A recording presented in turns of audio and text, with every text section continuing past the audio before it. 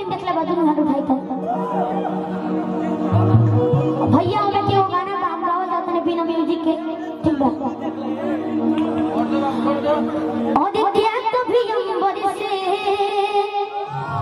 सूरज बिछड़ता है क्या कभी बिन बाती दीपक जलता है क्या कभी अंबर से सूरज बिछड़ता है क्या कभी बिन बाती दीपक जलता है कैसे उन्होंने अदलत हुए छोड़ गया जो तू कैसे जिएंगे हम तू ही सहारा तू ही किनारा तू जग सारा तू ही हमारा सूरज तू ही तारा जय जयकारा जय जयकारा स्वामी देना साथ हमारा जय जयकारा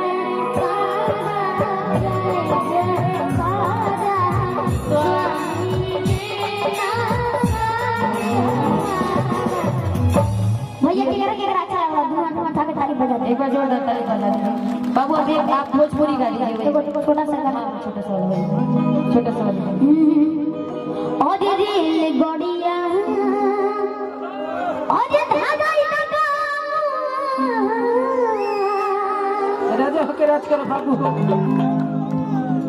राजन भैया हां तारे गड़िया उतर अच्छा नाचने के लिए बुलाया। हां हिलावे का तारी मनी गमछी वो लगावा और रेल आदमी राजा धागाई लगा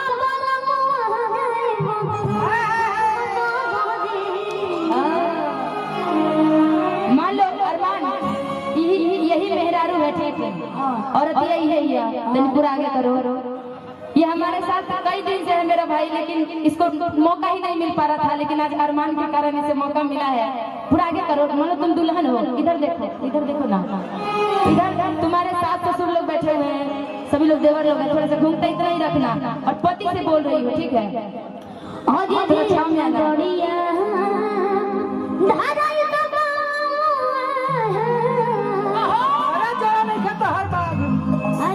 गड़िया धागाई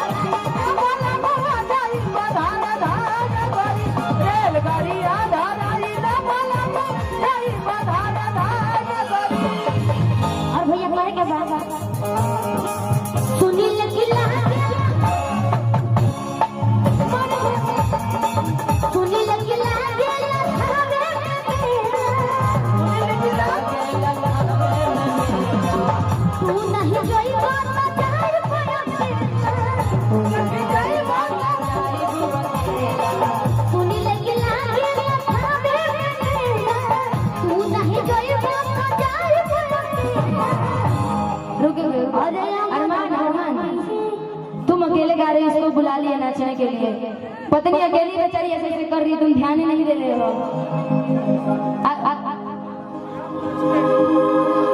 तुम इस पे ध्यान दो ये तुम्हारा पति है देखो ना इधर ओए राजा इस पे ध्यान दो। अरे अरे अरे घूंघटा भी दिखाई नहीं दे रहा है। अरे अरमान को बोल रहे हैं अरमान तुम्हारा पति है ठीक है। इसको तुम्हें थावे धाम नगरी लिए जिद कर रही हो, घूंघटा मत उठाओ और करो ऐसे बुला करके उसको कहना है। हाँ मोर बहती मंगाई बाबा। क्या बात है, क्या बात मोर बहती मंगाई